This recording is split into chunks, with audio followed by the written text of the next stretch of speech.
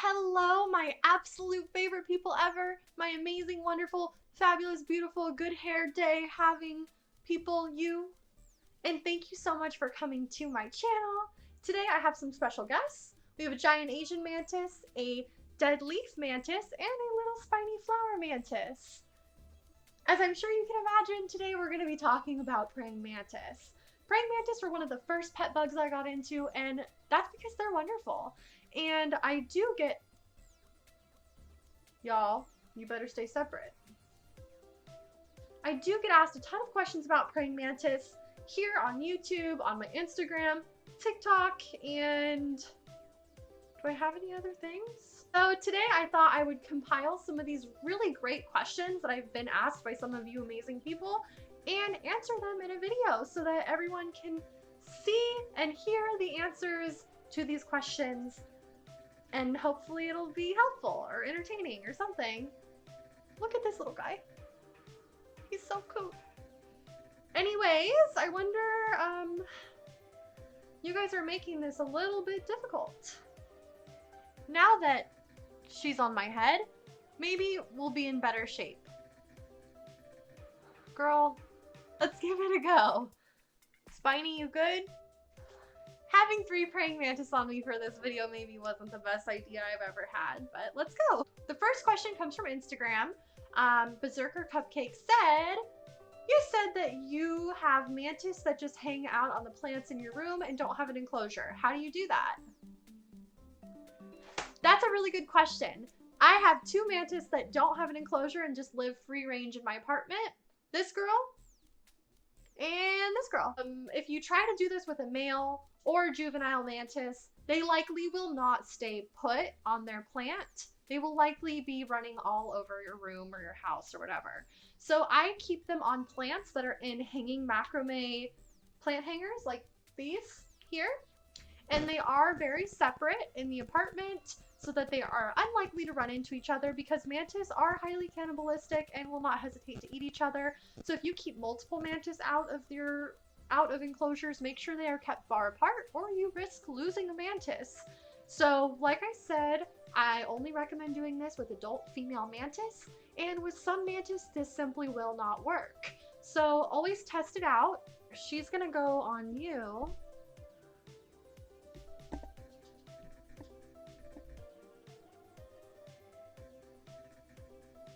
You want to make sure that they have a constant supply of everything they need.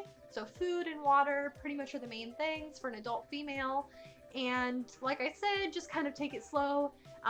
Maybe leave them out for a couple hours before you feel safe and comfortable leaving them on a plant. I recommend keeping them on a plant higher off the ground, and if you have any other pets that may be interested in harming the mantis, I don't recommend doing this.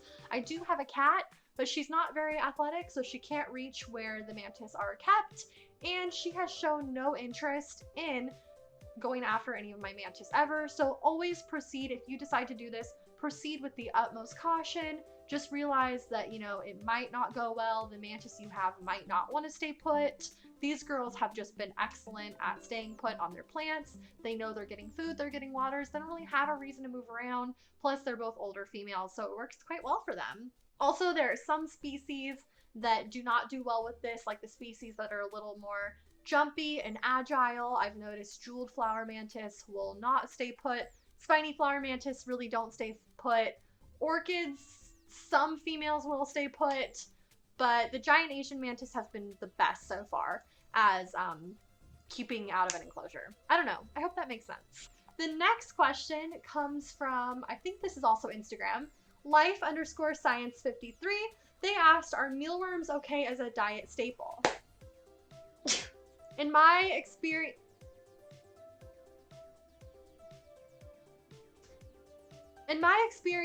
mealworms are just fine as a diet staple. Insects are way easier to feed than reptiles. They don't necessarily need a varied diet, though it can be fun to provide a varied diet and watch them go after the prey in different ways. For example, sometimes it's really fun to provide your mantis with flying prey, and then you can watch them kind of stalk it and snatch it out of the air. Some mantis also might not show full interest in mealworms because sometimes they don't move a lot which might not trigger their full feeding response. This is fabulous. So if you have that problem of the mealworm not moving enough to trigger your mantis's feeding response, okay, the mantises were getting chaotic, so I put them away. Back to the question about mealworm. For some species, like ghost mantis, flying prey is like their #1 choice. But oftentimes you can get them to take mealworms, and again, sometimes the mealworm might not be moving enough to trigger their feeding response, and if that's the case, try to encourage the mealworm to wiggle around and move to entice the mantis. If not, this is kind of gross, so cover your ears if you're squeamish, but you can chop the head off of the mealworm and kind of expose the innards. And if you put it up to the mantis mouth, most often they kind of taste it and then they're like, okay, and they take it. That's what I do for a lot of my mantis to expedite feeding. If I don't have time to give them something that they can track down. But mantis can eat all kinds of things, mealworms, crickets, roaches, waxworms, horned worms. I mean, they'll pretty much take anything. They're eating machines, so I hope that answered that. Anyways, next question. Unleavened Keys on Instagram asked, are they worth it even though they have such short lives? In my opinion, of course, I'm going to say yes. If you try and think on the bright side, short life equals low commitment. So, you know, if you're going to go off to college, or if you're in college, maybe you can have one in the dorm. I don't know. If you do that, don't blame me if it goes wrong. I love mantis. I think they're amazing. They grow up really quickly, so it's really fun to have an animal that you can watch the progression of their growth, and low commitment. So, you know, if it's not your style, you're not, you know, attached to them for 20 years like a tarantula. But I mean, to each their own. For some people, it's going to be a big deal breaker. So just kind of, that question is going to have to be determined by each individual person. But I think yes. I think they're worth it. I love them. Next question. Lionheart.nn. Gosh, I can't read my writing.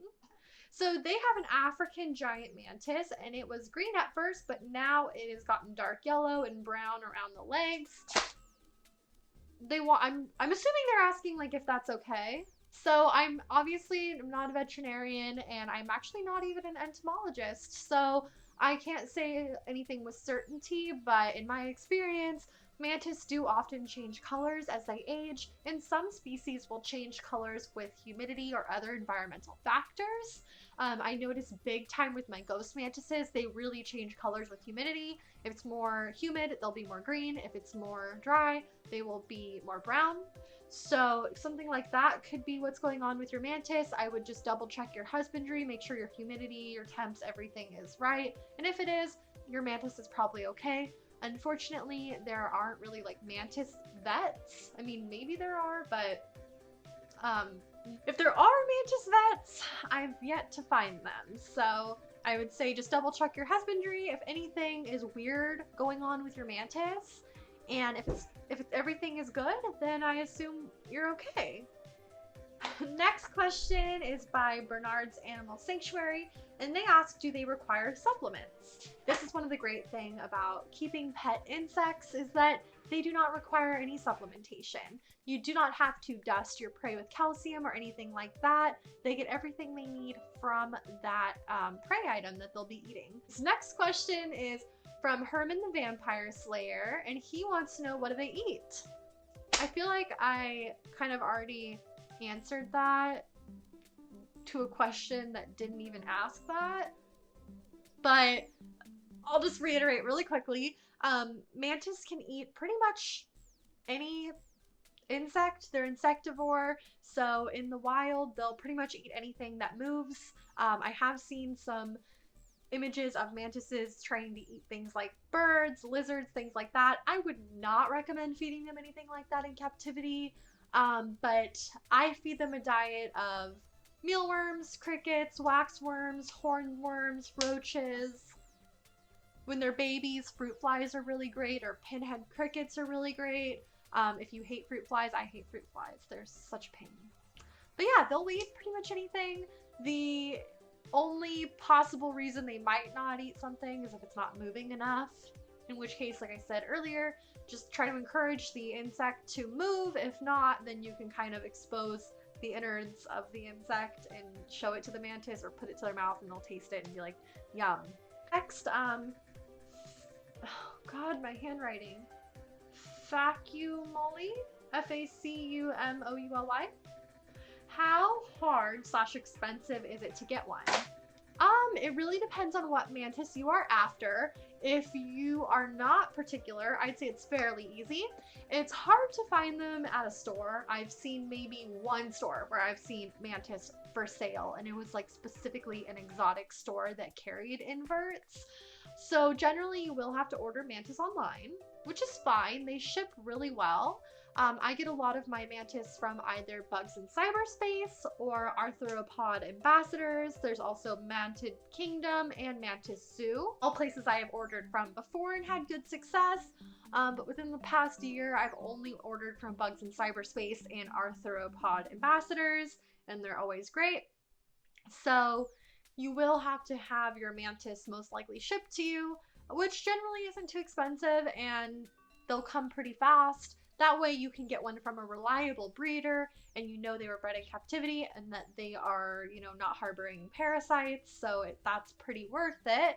You can also go to your local garden center and actually purchase a Uthaka, which is the egg case of the praying mantis. They use them for pest control, so you can find them often at hardware stores or gardening centers. And you can hatch out some Chinese mantis, which are super cute. It's really fun to watch it happen. They aren't the most easy mantis to handle and interact with because they kind of want to like jump away from you. They're very like, they'll just like yeet into the air, and that can be a little bit like difficult to hang on to them, but that's a really good option too. And as far as expense, it really varies. The lower end of mantis can be like $10-15. The higher end would be like something like, you know, orchid mantises, devil's flower mantises can go up to like $100 depending on the season and availability of them. But they don't have to be expensive if you don't want it to be. There are many options that are not expensive.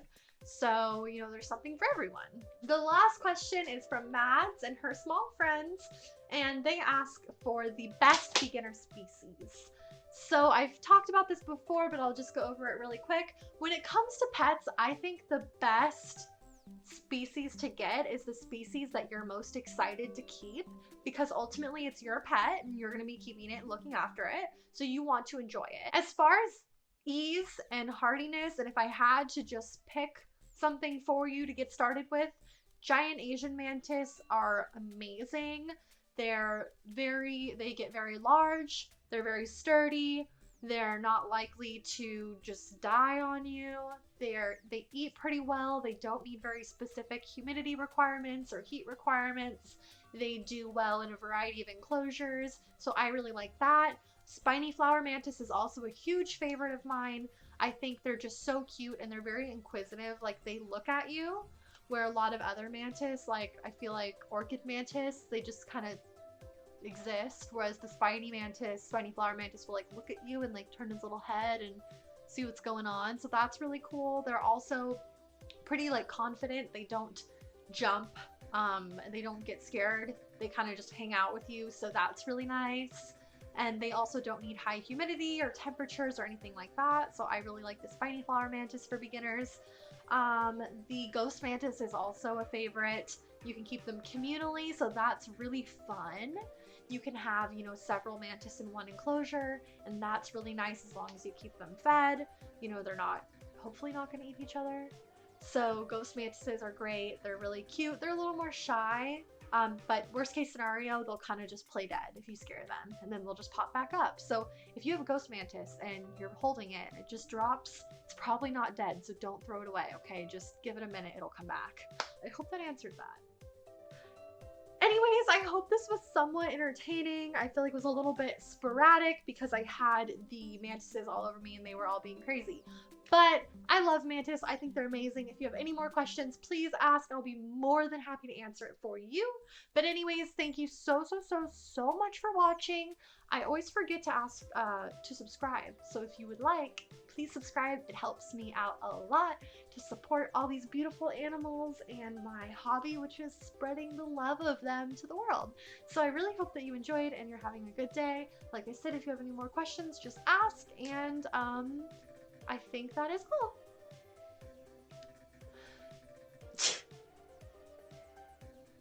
Hey, what are you doing over there?